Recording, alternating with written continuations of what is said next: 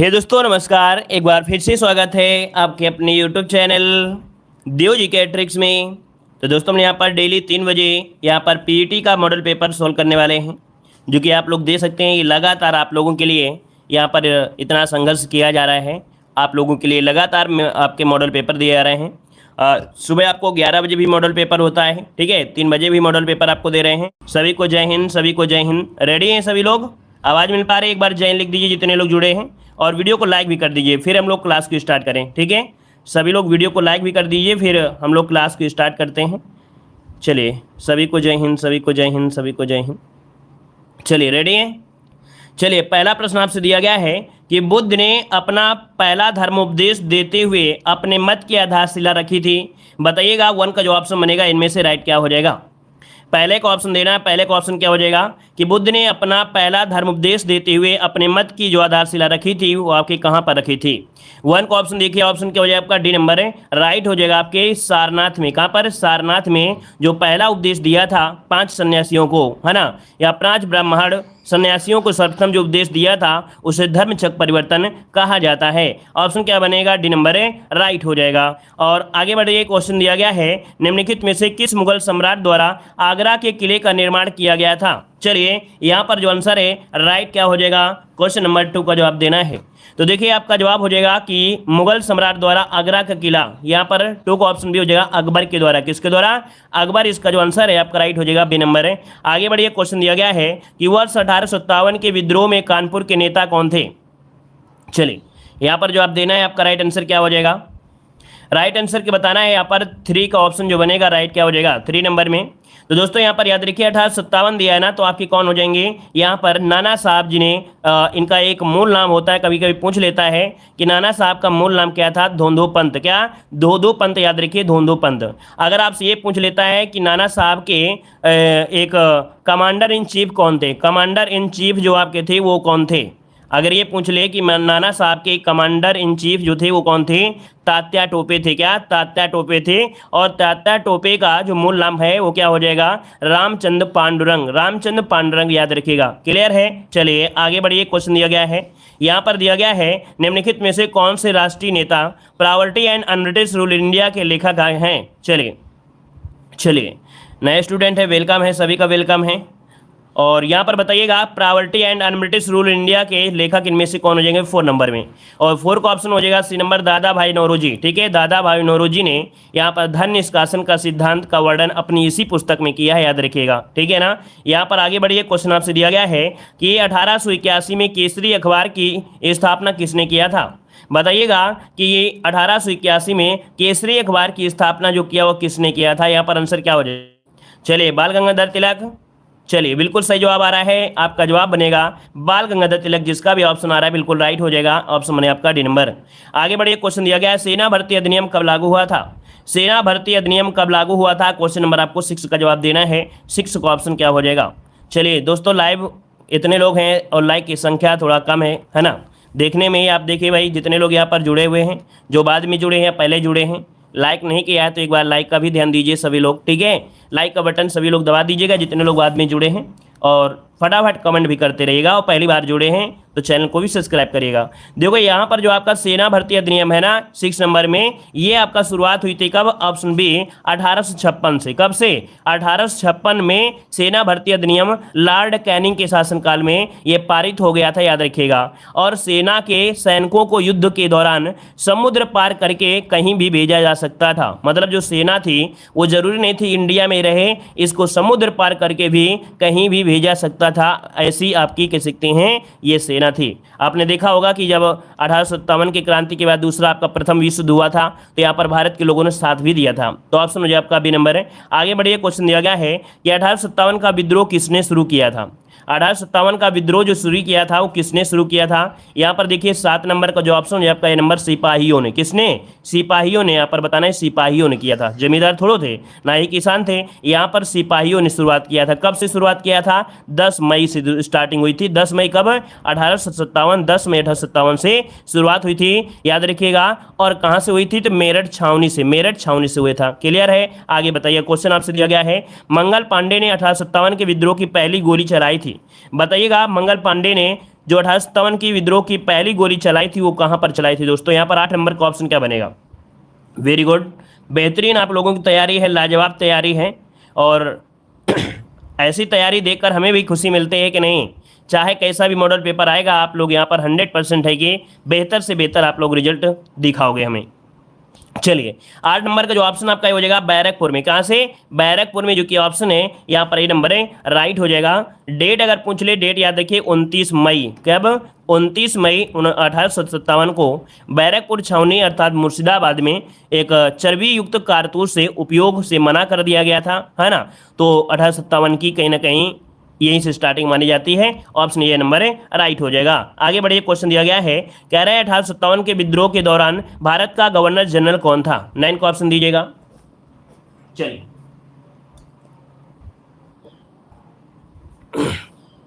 1857 के दौरान भारत का गवर्नर जनरल इस समय बताइए कौन सा था 9 नंबर में? तो यहाँ पर देखिए 9 का ऑप्शन सी नंबर जिसका भी आ रहा है लॉर्ड कैनिंग, बिल्कुल सही हो जाएगा। लॉर्ड कैनिंग आपका जवाब राइट हो जाएगा। और यहाँ पर आगे बढ़ते हैं, क्वेश्चन दिया गया है, निम्नलिखित में से कौन 1857 के गदर से संबंधित नहीं है? 1857 के गदर से संबंधित नहीं है 10 नंबर में। तो 10 की अगर बात करें, देखो नाना साहब हैं, है ना, मंगल पांडे हैं, लक्ष्मीबाई, लेकिन चंद्रशेखर आजाद नहीं जुड़े हैं। ऑप्शन यहाँ पर बनेगा सी नंबर हो जाएगा। आगे बढ़िए, क्वेश्चन दिया गया है, इनमें से कौन से राज्य पालघाट दर्रे से आपस में जुड़े हुए हैं? पालघाट दर्रे से आपस में जुड़े हुए हैं। 11 नंबर में ऑप्शन क्या हो जाएगा? तो देखिए केरल और तमिलनाडु, जिसका भी ऑप्शन आ रहा है बी नंबर बिल्कुल राइट हो जाएगा। याद रखिएगा कि यहाँ पर केरल और तमिलनाडु इसका आंसर है, राइट हो जाएगा। क्लियर है दोस्तों? क्लियर है। चलिए यहाँ पर आगे बढ़ते हैं, क्वेश्चन आपसे अगला पूछा गया है, कह रहा आपसे मोहम्मद गौरी किस वर्ष पृथ्वीराज तृतीय से पराजित हुआ था? चलिए बताइएगा कि मोहम्मद गौरी किस वर्ष पृथ्वीराज तृतीय से पराजित हुआ था दोस्तों? यहाँ पर 12 नंबर में। तो देखिए आपका जवाब इनमें से क्या हो जाएगा? 1191 में जो तराइन की पहली लड़ाई हुई थी, तराइन की पहला लड़ाई हुआ था, है ना, तराइन का पहला युद्ध हुआ था, उसमें पृथ्वीराज चौहान ने मोहम्मद गौरी को हरा दिया था। लेकिन बाद में क्या हुआ? बाद में 1192 में जो तराइन का दूसरा युद्ध हुआ तो इसमें रिजल्ट बिल्कुल उल्टा हो गया था, है ना, पृथ्वीराज चौहान को हार झेलनी पड़ी थी। तो इस प्रकार से ऑप्शन बी हो जाएगा। आगे बढ़िए, क्वेश्चन दिया है, एशिया का सबसे बड़ा मसाला बाजार निम्नलिखित में से माना जाता है? एशिया का सबसे बड़ा मसाला बाजार इनमें से कौन सा माना जाता है? तो दोस्तों याद रखिए ये आपका है खारी बावली, जो कि नई दिल्ली में है। कहाँ पर है? खारी बावली, नई दिल्ली। एशिया का सबसे बड़ा मसाला बाजार माना जाता है, याद रखिएगा, ठीक है ना। और यहाँ पर आगे बढ़िए, क्वेश्चन दिया गया है, निम्नलिखित में से कौन सा विकल्प लघुत्तर हिमालय में पर्वत की सबसे लंबी पर्वतमाला है? यहाँ पर जवाब देना है, कह रहा आपसे कौन सा विकल्प लघुत्तर हिमालय में पर्वत की सबसे लंबी पर्वतमाला है? यहाँ पर 14 नंबर में ऑप्शन क्या हो जाएगा? चलिए धौलाधार, महाभारत, पीर पंजाल या आपकी शिवालिक, कौन सा बनेगा? चलिए दोस्तों यहाँ पर देख सकते हैं जो आपकी पीर पंजाल पर्वतमाला है ना, हिमालय की एक महत्वपूर्ण पर्वतमाला है, जो कि देखा जाए भारत की हिमाचल प्रदेश और जम्मू कश्मीर, है ना, राज्यों के पास ये जो ऑप्शन आपका सी नंबर है, पीर पंजाल आपका हो जाएगा सी नंबर। आगे बढ़िए, क्वेश्चन दिया गया है, यूरेशियाई प्लेट एवं भारतीय प्लेट के टकराव पर सिकुड़न के परिणाम स्वरूप निर्मित लंबवत घाटियां क्या होती हैं? मतलब देखा जाए कि यहाँ पर 15 नंबर में जो डी नंबर आपका दिया है डंस यूरेशियाई प्लेट और भारतीय प्लेट के टकराव पर सिकुड़न के परिणाम स्वरूप निर्मित लंबवत घाटियां होती हैं। कौन? डंस जिसे बोलते हैं। यहाँ पर डी नंबर राइट हो जाएगा।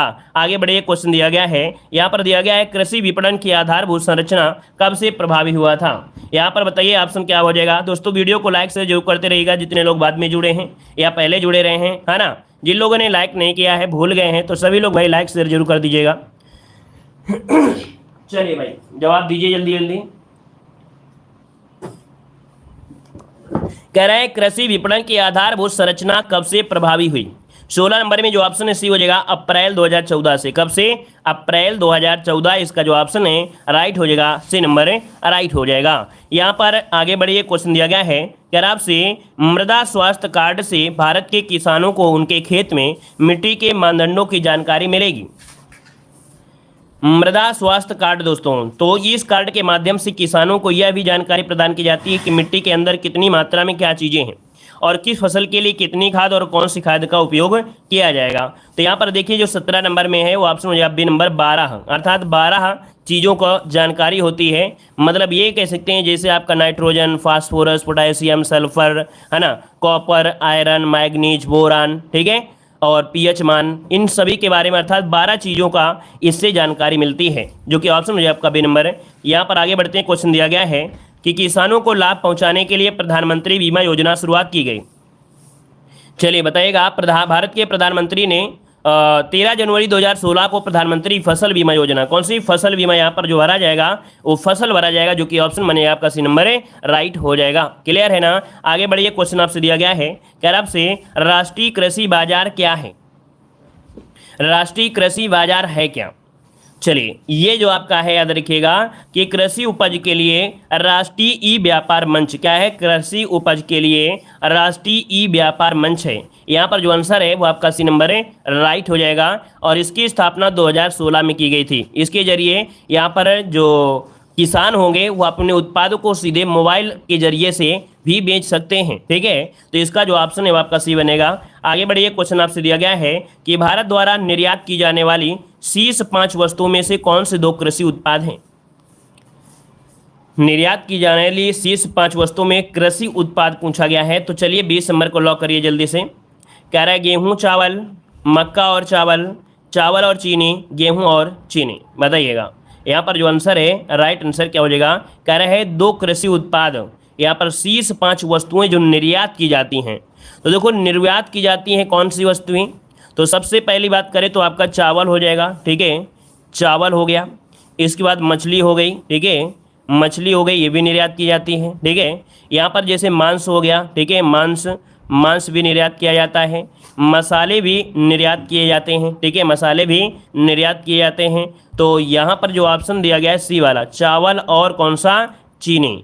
चावल और चीनी, यहाँ पर चीनी भी निर्यात की जाती है। तो आपका जो जवाब बनेगा वो सी हो जाएगा, चावल और चीनी। यहाँ पर जो आपके आंसर हो जाएगा सी वाला, नोट कर लीजिएगा। ऑप्शन जो बनेगा वो सी होगा, चावल और चीनी इसका आंसर राइट हो जाएगा। क्लियर है, केवल है। देखो, चावल और चीनी भारत द्वारा निर्यात की जाने वस्तुओं में से शीर्ष वस्तुओं में शामिल है। शीर्ष यहाँ पर दिया गया ना, जब शीर्ष लगा दिया गया है तो आपको तो लगाना पड़ेगा, आपको उसी के अनुसार देखना पड़ेगा।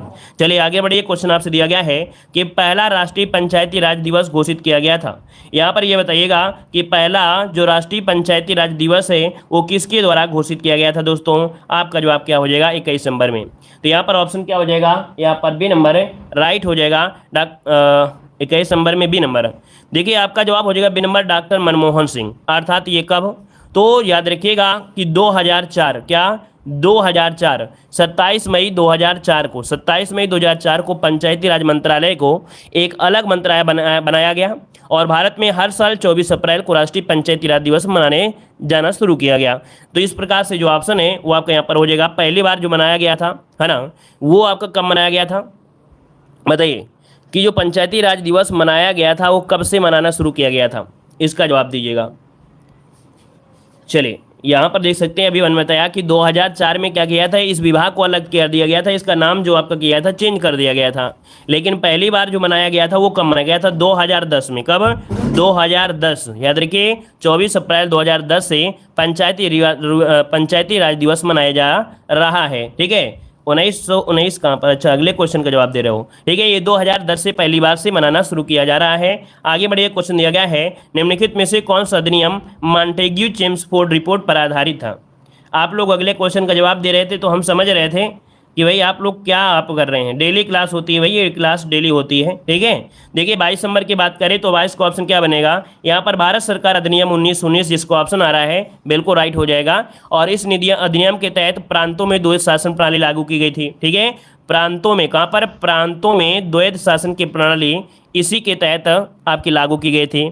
और एक काम और भी किया गया था, प्रत्यक्ष निर्वाचन प्रणाली, है ना। और पहली बार भारतीय महिलाओं को मतदान का अधिकार भी प्राप्त किया गया था, इसी के तहत किया गया था। ठीक है, तो 3 काम बहुत ही पूछे जाते हैं, प्रांतों में द्वैध शासन प्रणाली, अगला पूछा जाता है कि भारत में प्रत्यक्ष निर्वाचन प्रणाली, और पहली बार भारतीय महिलाओं को मताधिकार देने का भी अधिकार इसी के तहत मिला था। ठीक है, तो ये पॉइंट याद रखिएगा। ठीक है, आगे बढ़िए, क्वेश्चन आपसे अगला पूछा गया है, यहाँ पर दिया गया है उस भारतीय प्रधानमंत्री का क्या नाम है जिन्होंने संसद में यह घोषणा की थी कि वह मंडल आयोग की सिफारिशों को लागू करेंगे, और इस घोषणा से भारत में देशव्यापी विरोध भी शुरू हो गया था। यहाँ पर जवाब दीजिए, आपका आंसर इनमें से क्या हो जाएगा। चलिए, यहाँ पर देखिए इनका नाम है 23 नंबर में, जो 23 नंबर है ऑप्शन बनेगा आपका बी, याद रखिएगा वीपी सिंह है। वीपी सिंह है जिन्होंने यहाँ पर कह सकते हैं संसद में घोषणा किया था कि वह मंडल आयोग की सिफारिश को लागू करेंगे, और इसी से क्या हुआ, देशव्यापी विरोध शुरू हो गया था। ऑप्शन क्या हो जाएगा यहाँ पर, याद रखिए बी नंबर राइट हो जाएगा। आगे बढ़िए, क्वेश्चन आपसे अगला पूछा गया है, यहाँ पर दिया गया है संविधान द्वारा विचार की गई लोकसभा की अधिकतम ताकत क्या है। मतलब यहाँ पर यह पूछा गया है, कह रहा आपसे संविधान द्वारा विचार की गई लोकसभा की अधिकतम संख्या क्या है। क्लास में पहले पढ़ाई करिएगा, क्लास के अंत में जिसकी जो भी समस्या हो तो क्लास के अंत में अपनी समस्या को बताइएगा। अभी समस्या आप लोगों की सुनेंगे तो हर एक लोगों की समस्या आने लगेंगी। कोई कहे सर जी एग्जाम डेट बताइए, कोई बताएगा सर जी कौन कौन से क्लास में टाइम चलती है, कब पढ़ाते हैं, इंग्लिश कब पढ़ाएंगे, मैथ कब पढ़ाएंगे। इसीलिए अभी कुछ मत बोलिए, क्लास के अंत में जो भी पूछना है पूछते रहेगा। चलिए देखो यहाँ पर संविधान द्वारा विचार की गई लोकसभा की अधिकतम ताकत क्या है, तो 24 नंबर में ऑप्शन क्या हो जाएगा, याद रखिए ऑप्शन हो जाएगा आपका सी नंबर 552। क्या हो जाएगा 552, जवाब हो जाएगा सी नंबर। आगे बढ़िए, क्वेश्चन आपसे दिया गया है, कह रहा है भारत के संविधान के किस संशोधन अधिनियम ने पंचायती राज को एक संवैधानिक निकाय बनाया था। यहाँ पर जवाब दीजिए, आपका जवाब इनमें से क्या हो जाएगा। चलिए यहाँ पर देखिए ऑप्शन जो आपका दिया गया 25 नंबर में, वो ऑप्शन बनेगा आपका ये, याद रखिएगा 1992 का जो 73वां संविधान संशोधन हुआ था। ऑप्शन क्या बनेगा आपका, ये नंबर राइट हो जाएगा। आगे बढ़िए, क्वेश्चन आपसे दिया गया है, यहाँ पर दिया गया है एक निकाय समुद्री जल में तैरता है लेकिन नदी के पानी में डूब जाता है, क्यों। चलिए यहाँ पर देखिए 26 नंबर की अगर बात करें तो ऑप्शन क्या हो जाएगा, ये मतलब ऐसे कह सकते हैं कि जो समुद्री जल होता है उसका जो लवणता होती ज़्यादा होती है, इससे मतलब जल का जो घनत्व होता है वो बढ़ जाता है, जिससे कोई भी निकाय मतलब हो गया पिंड, यहाँ पर निकाय मतलब होता है पिंड, क्या हो जाएगा निकाय मतलब पिंड यहाँ पर हो जाएगा, है ना। तो यहाँ पर जो आपका आंसर बनेगा कौन सा 26 नंबर में, वो आपका सी हो जाएगा कि समुद्री जल निकाय पर नदी के जल की तुलना में कम उत्प्रेक्ष बल लगता है। चलिए देख लेते हैं पढ़ के, चारों ऑप्शन देखना पड़ेगा। कह रहा है समुद्री जल का घनत्व नदी के जल की घनत्व में कम होता है, ये तो गलत दिया है। समुद्री जल का घनत्व नदी के जल की घनत्व तुलना में अधिक होता है। समुद्री जल का घनत्व नदी के जल की तुलना में अधिक होता है। समुद्री जल निकाय पर नदी के जल की तुलना में कम उत्प्रेक्ष लगता है। नदी का जल समुद्री जल से अधिक दूषित होता है। भाई कौन सा ऑप्शन को लॉक किया जाए यहाँ पर, जल्दी से बताइए। चलिए कौन सा आंसर यहाँ पर लगाया जाए, बी वाला या सी वाला। कह रहे समुद्री जल निकाय पर नदी के जल की तुलना में कम उत्क्षेप बल लगाता है। फिर यह समुद्री जल का घनत्व नदी, देखिए ऑप्शन बी नंबर आपका हो जाएगा, समुद्री जल का घनत्व नदी के जल की घनत्व की तुलना में अधिक होता है, इसलिए क्या होता है वो तैरता रहता है। ऑप्शन बी नंबर राइट हो जाएगा, ठीक है, बी नंबर राइट हो जाएगा। आगे बढ़िए, क्वेश्चन दिया गया है माता पिता अमीबा के, क्या दिया है, माता पिता अमीबा के 3 लगातार द्विधारी विखंडन से बनी अनुजात अर्थात अमीबा की जो संख्या होती कितनी होती है, 27 नंबर में।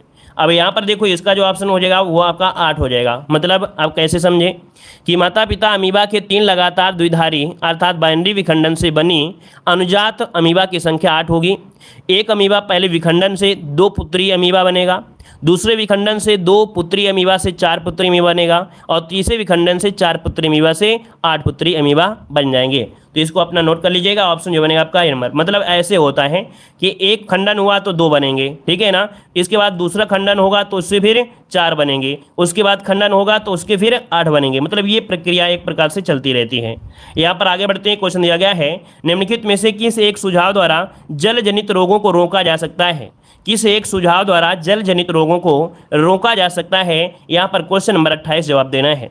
कह रहा है खांसने के दौरान मुंह पर एक रुमाल रख कर, फिर कह रहा है सुरक्षित पेयजल प्रदान करके। तो ऑप्शन क्या बन जाएगा, यहाँ पर आंसर आपका जो आपका दिया बी नंबर, याद रखिएगा। कह रहा है कि किस एक सुझाव द्वारा जल जनित रोगों को रोका सकता है, सुरक्षित पेयजल प्रदान कर दीजिएगा। ऑप्शन यहाँ पर बी नंबर राइट हो जाएगा, और ऐसी कोई बीमारी ही नहीं होगी, ठीक है। आगे बढ़िए, क्वेश्चन आपसे दिया गया है, कह रहा है आपसे निम्नलिखित में से कौन मनुष्य की आहार नली का एक हिस्सा नहीं है। मनुष्य की एक आहार नली का हिस्सा नहीं है, इनमें से कौन सा हो जाएगा, यहाँ पर जवाब देना है। सभी लोग भाई यहाँ पर पहली बार जुड़े हैं ना, तो जय हिंद लिख दीजिएगा, और साथ में यहाँ पर चैनल को भी सब्सक्राइब कर लीजिएगा, ठीक है ना। लगातार क्लासें आपको दी जाती हैं, हर एक प्रकाशन, चाहे वो घटना चक्र हो, चाहे उत्कर्ष प्रकाशन हो, यूथ कंपटीशन हो, चक्षु प्रकाशन हो, ऐसा कोई प्रकाशन नहीं है जो आपको हमारे चैनल पर नहीं मिल जा रहा है, ठीक है ना। हर एक चीज़ आपको मिल जाती हैं, लगातार जुड़े रहिए। और वीडियो अगर पसंद आ रहा है तो सभी लोग सपोर्ट जरूर करते रहिए। देखिए कौन सा मनुष्य के आहार नल का हिस्सा नहीं है 29 नंबर में, ऑप्शन देखो आपका जवाब हो जाएगा श्वास नली। देखिए जो आपकी श्वास नली है ये श्वसन तंत्र का भाग है ना, तो इसका जो आंसर है वो आपका हो जाएगा ए नंबर राइट हो जाएगा। अगला बताइएगा, कह रहा है पशुओं का भोजन जिसमें कम फाइबर और अपेक्षाकृत उच्च स्तर में प्रोटीन होता है उसे क्या कहते हैं। पशुओं का भोजन जिसमें कम फाइबर हो और अपेक्षाकृत उच्च स्तर में प्रोटीन होता है, तो यहाँ पर ऑप्शन का बनेगा क्या, इसे बोल देते हैं कंस्ट्रैक्ट, अर्थात जिसे बोलते हैं सांद्र। इसका जो 30 का ऑप्शन बनेगा, 30 का ऑप्शन डी हो जाएगा कि पशुओं का भोजन जिसमें कम फाइबर अपेक्षाकृत उच्च स्तर का प्रोटीन्स होता है उसे सांद्र कहते हैं या उसे कांस्टेंट भी कहते हैं, ठीक है। ऑप्शन बने आपका डी नंबर। और आगे बढ़ते हैं, क्वेश्चन दिया गया है कि भारत में प्रोजेक्ट टाइगर किस वर्ष शुरू किया गया था। चलिए बताइएगा, यहाँ पर आंसर क्या हो जाएगा कि भारत में प्रोजेक्ट टाइगर किस वर्ष में शुरू किया गया था। देखिए 31 नंबर की अगर बात करें तो ऑप्शन यहाँ पर हो जाएगा 1973, ठीक है। 1973 में ये आपका शुरू किया गया था, जवाब यहाँ पर ये हो जाएगा। अगला क्वेश्चन यहाँ पर आपसे दिया गया है कि सामूहिक लोक नृत्य है जो कि सिक्किम के लोगों के संरक्षक देवता कंचनजंगा पर्वत के सम्मान में किया जाता है। चलिए भाई, सिक्किम के लोगों के संरक्षक देवता कंचनजंगा पर्वत के सम्मान में किया जाता है, तो दोस्तों यहाँ पर 32 नंबर में जो ऑप्शन है वो आपका हो जाएगा चूफाट। यहाँ पर जो आंसर है आपका बी नंबर राइट हो जाएगा। और ये सिक्किम के लोगों के संरक्षक देवता कंचनजंगा के सम्मान में किया जाता है, ऑप्शन बनेगा आपका यहाँ पर बी नंबर। आगे बढ़िए, क्वेश्चन दिया गया है the word outside my window किस लेखक के द्वारा लिखी गई है। बताइएगा, the word outside my window के जो लिखी गई है किसके द्वारा लिखी गई है। 33 नंबर में ऑप्शन क्या हो जाएगा। यहाँ पर देखिए 33 नंबर में जो ऑप्शन है वो आपका बी हो जाएगा रस्किन बॉन्ड के द्वारा। किसके द्वारा, रस्किन बॉन्ड, इसका जो ऑप्शन है यहाँ पर आपका बी नंबर राइट हो जाएगा, ठीक है। यहाँ पर आगे बढ़िए, क्वेश्चन आपसे दिया गया है, कह रहा आपसे दुनिया की पहली महिला प्रधानमंत्री का नाम बताना है। चलिए बताइएगा सही जवाब क्या हो जाएगा। चलिए जय हिंद जय हिंद। कह रहा है दुनिया की पहली महिला प्रधानमंत्री, यहाँ पर 34 नंबर में पूछा है, तो आपका जवाब क्या हो जाएगा। मिस जो आपकी श्री माऊ भंडार नायके हैं, है ना, प्रधानमंत्री है ना, तो ऑप्शन आपका बी नंबर राइट हो जाएगा। और यहाँ पर आगे बढ़िए, क्वेश्चन दिया गया है भारत का सबसे लंबा राष्ट्रीय राजमार्ग इनमें से कौन सा है। भारत का सबसे लंबा राष्ट्रीय राजमार्ग बताना है, यहाँ पर सही जवाब क्या हो जाएगा। चलिए भाई, यहाँ पर जो आंसर बनेगा इनमें से राइट क्या हो जाएगा। चलिए यहाँ पर आंसर आ रहा है, देखिए 35 नंबर में ऑप्शन आ गया है ए नंबर। देखिए जवाब हो जाएगा राष्ट्रीय राजमार्ग संख्या जो 44 है, ठीक है ना, जिसे पहले राष्ट्रीय राजमार्ग संख्या 7 कहा जाता था। इसी को पहले हम लोग राष्ट्रीय राजमार्ग संख्या 7 कहते थे, लेकिन अब इसी का जो नाम है वो 44 हो गया है दोस्तों, याद रखिएगा। तो ऑप्शन क्या हो जाएगा आपका ए नंबर इसका राइट हो जाएगा। और यहाँ पर आगे बढ़िए, क्वेश्चन आपसे अगला पूछा गया है, कह रहा आपसे लोकप्रिय, क्या कह रहा है, लोकप्रिय बाघ गुफा चित्रकारी किस राज्य में पाई जाती हैं। बताइएगा, कह रहा आपसे लोकप्रिय बाघ गुफा चित्रकारी किस राज्य में पाई जाती हैं। 36 नंबर में जो ऑप्शन बनेगा इनमें से कौन सा हो जाएगा। 36 नंबर जवाब दीजिए, 36 नंबर में जवाब दीजिए, आपका जवाब क्या बनेगा। देखिए 36 नंबर में ऑप्शन हो जाएगा मध्य प्रदेश में। कहाँ पर पाई जाती हैं, तो आपके मध्य प्रदेश का जो आंसर है वो राइट हो जाएगा, मध्य प्रदेश बन जाएगा। और आगे बढ़ते हैं, क्वेश्चन दिया गया है बांदीपुर राष्ट्रीय उद्यान कहाँ पर स्थित है। चलिए बताइएगा, बांदीपुर राष्ट्रीय उद्यान पूछा गया है, बांदीपुर राष्ट्रीय उद्यान कर्नाटक में है, बिल्कुल सही जवाब है, ऑप्शन बी हो जाएगा। कर्नाटक राज्य के एक जिला पड़ता है चामराजनगर जिला, ठीक है, वहाँ पर स्थित है। और 1974 में इसकी स्थापना की गई थी, 1974 में स्थापना की गई थी। आगे बढ़िए, क्वेश्चन आपसे दिया गया है कि बी साई प्रार्थीन किस खेल से संबंधित है। बी साई प्रार्थनीथ ये किस खेल से संबंधित हैं। 38 को ऑप्शन में जो आपके बैडमिंटन से हैं, किससे हैं, ये बैडमिंटन से जुड़े हैं, ऑप्शन बनेगा आपका बी नंबर है। अगला क्वेश्चन दिया गया है, यार आपसे मदर टेरेसा के बाद किस भारतीय ने नोबेल शांति पुरस्कार प्राप्त किया। देखिए मदर टेरेसा को जो नोबेल पुरस्कार दिया गया था उसके बाद यहाँ पर जो मिला है वो किससे मिला है। ये मिला है, याद रखिएगा, कैलाश सत्यार्थी, जो कि 2014 में मिला था शांति के लिए। यहाँ पर देखो दिया है, शांति शब्द आपको दे दिया है, ठीक है। तो इसका जो आंसर है वो राइट हो जाएगा, डी नंबर हो जाएगा। आगे बढ़िए, क्वेश्चन दिया गया है निम्नलिखित में से कौन सा जोड़ा सही नहीं है। कौन सा जोड़ा सही नहीं है, तो आपसे दिया गया है कि आपसे मुत्तुस्वामी दीक्षित, ये कर्नाटक संगीत है, परवीन सुल्तान एक गायिका हैं। और अगला दिया गया है MS गोपाल कृष्ण, ये वायलिन वादक हैं, ठीक है। और अगला दिया है नंदलाल बोस। तो यहाँ पर देखिए नंदलाल बोस या नंदलाल बसु ये भारत के एक प्रसिद्ध चित्रकार रहे हैं, ठीक है। क्या रहे हैं? ये चित्रकार रहे हैं, आपको याद भी होगा इनको द्वारा कई ऐसी पेंटिंग बनाई गई हैं। तो यहाँ पर चित्रकार इसका जवाब हो जाएगा, चित्रकार बनेगा, ना कि बांसुरी। समझ गए? आगे बताइएगा। यहाँ पर आपसे दिया गया है निम्नलिखित में से कौन सी प्रथम महिला वकील है जो सीधे वकील संघ के सर्वोच्च न्यायालय की न्यायाधीश बनी थी? निम्नलिखित में से कौन सी प्रथम महिला वकील है जो सीधे वकील संघ से सर्वोच्च न्यायालय की न्यायाधीश बनी? ऐसा क्वेश्चन हमने आपको सॉल्व कराया है। हमने बताया है कि देखिए जब आप लगातार हम आपको इतना मॉडल पेपर देते हैं, इतनी क्लासें आपको देते हैं ना, कि आपको एक भी मॉडल पेपर बचेगा ही नहीं। अब आप ही बताइएगा, अब यहाँ से नहीं आएगा तो कहाँ से आएगा? विदेश से थोड़े आएंगे तो यहीं से। जब एक बुक नहीं, 2 बुक नहीं, 3 बुक नहीं, 4 बुक नहीं, पूरे लगातार यहाँ पर 25-30 मॉडल पेपर आपको पूरे सोल्व करना है, 25-30 बुकों के मॉडल पेपर सोल्व करना है, ठीक है ना। देखो हमने यहाँ पर जवाब, यहाँ पर क्या हो जाएगा? बी हो जाएगा, इंदु मल्होत्रा। याद रखिएगा, इंदु मल्होत्रा एक भारतीय कह सकते हैं न्यायाधीश हैं, और वर्तमान भारत में कह सकते हैं कि 25 आपके क्या हैं? 25 आपके हाई कोर्ट हैं, ठीक है। 25 क्या है? हाई कोर्ट हैं। तो यहाँ पर जो आंसर आपका है वो बी नंबर इसका राइट हो जाएगा। ये सीधे वकील संघ से सर्वोच्च न्यायालय की न्यायाधीश बन गए थे। यहाँ पर आगे बढ़िए, क्वेश्चन दिया गया है अंतर्राष्ट्रीय न्यायालय के सभापति रहने वाले प्रथम भारतीय कौन से हैं? चलिए स्टैटिक जीके के क्वेश्चन आपको दिए गए हैं, बताइएगा यहाँ पर जो आंसर बनेगा राइट क्या हो जाएगा? अंतर्राष्ट्रीय न्यायालय के सभापति अर्थात अध्यक्ष रहने वाले यहाँ पर पहले भारतीय कौन है 42 नंबर में? तो यहाँ पर देखिए 42 नंबर का जो ऑप्शन बनेगा यहाँ पर हो जाएगा सी, डॉक्टर नागेंद्र। इनका आंसर हो जाएगा सी नंबर, जिसका भी आ रहा है बिल्कुल राइट हो जाएगा, डॉक्टर नागेंद्र इनका आंसर राइट हो जाएगा। आगे बढ़िए, क्वेश्चन दिया गया है, यहाँ पर कह रहा है विश्व का सबसे बड़ा दूरदर्शी कहाँ पर स्थित है? चलिए दोस्तों यहाँ पर जवाब देना है, आपका आंसर क्या हो जाएगा? विश्व का सबसे बड़ा दूरदर्शी कहाँ पर स्थित है? चलिए ये दूरदर्शी कैलिफोर्निया में है। यहाँ पर बताइए क्या हो जाएगा? कैलिफोर्निया, मैक्सिको, बर्लिन या कोलकाता? तो दोस्तों यहाँ पर देखिए आपका जवाब हो जाएगा ए नंबर, कैलिफोर्निया। क्या हो जाएगा? कैलिफोर्निया। अब ऑप्शन के अनुसार हम लोग यहाँ पर बोल रहे हैं, ठीक है ना। और यहाँ पर अगर पूछ लेता सबसे बड़ी दूरबीन का नाम बताइएगा, तब हम लोग चाइना की ओर फोकस करते जाके। तो यहाँ पर जो आंसर आपका है ए नंबर इसका राइट हो जाएगा। और यहाँ पर देखिए ऑप्शन बनेगा ए नंबर। ये लगभग देखा जाए तो 145 किलोमीटर तक फैली हुई है, ठीक है। 145 किलोमीटर तक फैली हुई है, कैलिफोर्निया के पासाडेना में स्थित है आपका। और यहाँ पर आगे बढ़ते हैं, क्वेश्चन दिया गया है राष्ट्रीय प्रतीकों के संबंध में नीचे दिए गए कथनों पर कौन सा कथन सही नहीं दिया गया है? 44 नंबर में पहला पॉइंट दिया गया है भारत के राष्ट्रीय ध्वज की लंबाई, है ना। अच्छा, भारत के राष्ट्रीय ध्वज की चौड़ाई और लंबाई का अनुपात इनमें से क्या है? चलिए फिर कह रहा मतलब 2:3 दिया गया है। फिर इसके बाद दिया गया है कि राष्ट्रीय झंडे के चक्र में अक्षरों की संख्या 24 होती है। फिर कह रहा है राष्ट्रीय प्रतीक लौरिया नंदनगढ़ के शीश सिंहासन से लिया गया है, और राष्ट्रीय धुन बजाने की पूर्णावधि 52 सेकेंड है। चलिए भाई, आप लोगों ने थोड़ा सा जवाब गलत दिया है ना। आप लोगों ने जवाब गलत दिया है, जल्दीबाजी में गलती हुई है आप लोगों से। ये जो गलती हुई है वो जल्दीबाजी में गलती हुई है। क्यों गलती हुई है? क्योंकि यहाँ पर देखिए ऑप्शन जो सी दिया गया है, राष्ट्रीय प्रतीक जो दिया गया है, क्या यहाँ से लिया गया है? ये तो अशोक चक्र से लिया गया है ना। सारनाथ अशोक स्तंभ से लिया गया है, तो ये सी तो गलत हो गया।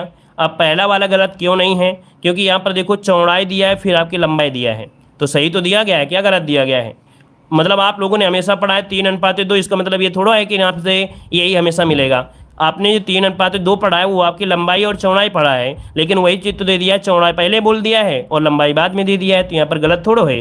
क्लियर है ना? तो ये तो सही दिया गया है ना, गलत नहीं दिया गया है, ये सही दिया गया है। पहले चौड़ाई दिया है फिर लंबाई दिया है, तो ऑप्शन सी हो जाएगा। ये चीज़ें गलती में होती हैं, आप लोगों से जल्दीबाजी में होती हैं, आप लोग बिल्कुल जल्दी में रहते हैं, ठीक है। चलिए आगे बढ़ते हैं, क्वेश्चन दिया गया है, कह रहे निम्नलिखित में से कौन सा भारत का राष्ट्रीय गीत है?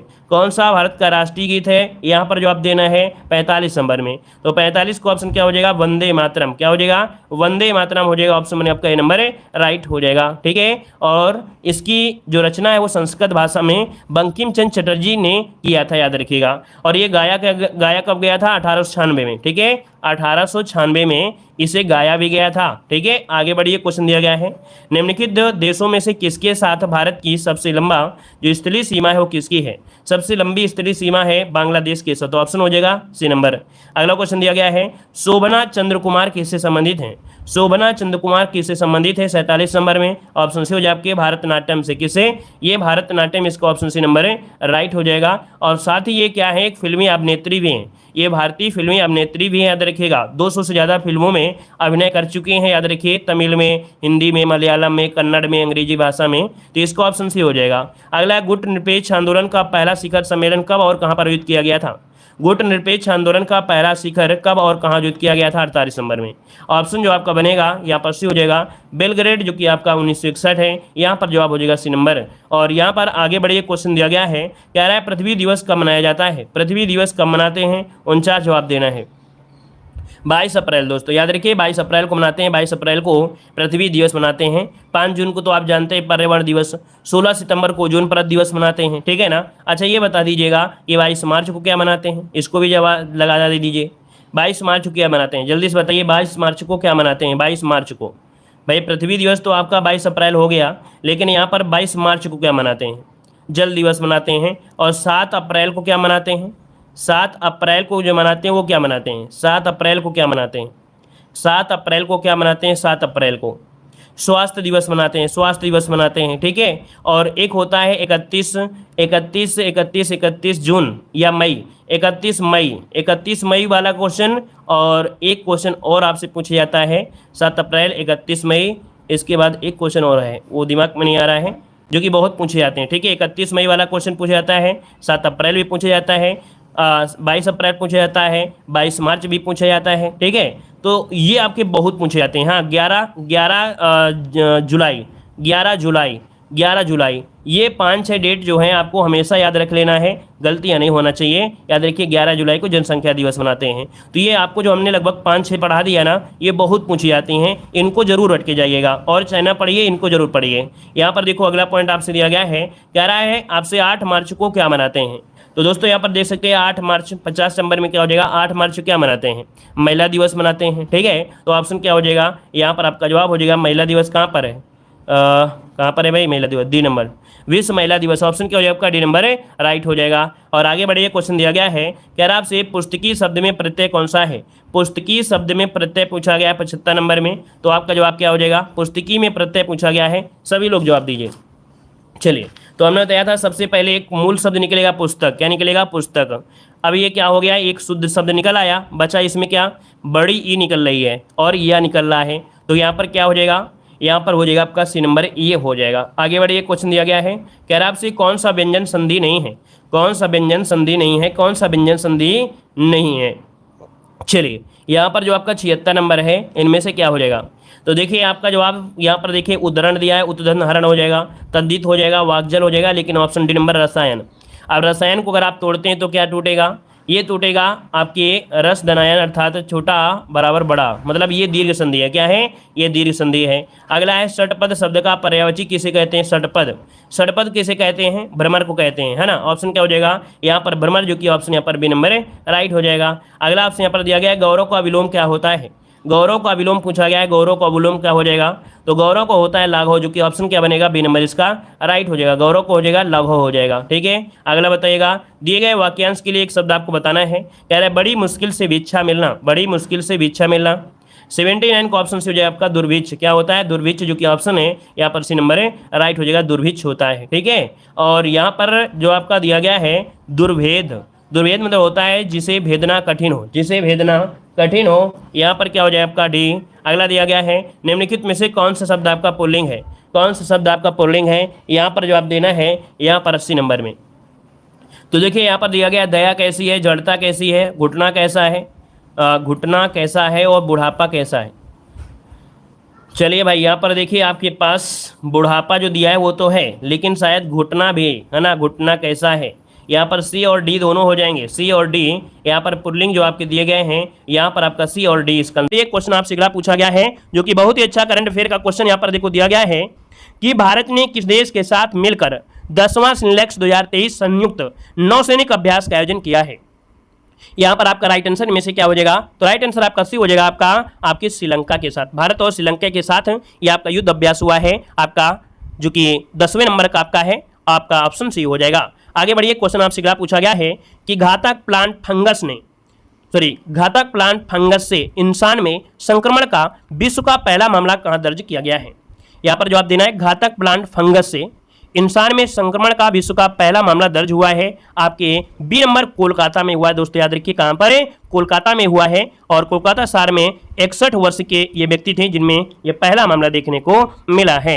यहाँ पर आगे बढ़िए, क्वेश्चन आपसे अगला पूछा गया है कि वर्ल्ड ट्री सिटी लिस्ट 2022 में किस भारतीय शहर को शामिल किया गया है? चलिए बताइएगा कि वर्ल्ड ट्री सिटी लिस्ट 2023 में किस भारतीय शहर को शामिल किया गया है? आपका जो आंसर होगा इनमें से राइट क्या हो जाएगा? यहाँ पर जवाब भी हो जाएगा आपके मुंबई शहर को शामिल किया गया। किसमें? मुंबई को। और मुंबई ने वर्ष 2021 में भी हैदराबाद के साथ यह सम्मान प्राप्त किया था। अर्थात 2021 में भी मुंबई ने किसके साथ? हैदराबाद के साथ, दोनों को यहाँ पर शामिल किया गया था 2021 में। आगे बढ़िए, क्वेश्चन आपसे अगला है, दिवंगत हुए सलीम दुर्रानी का संबंध किस खेल से है?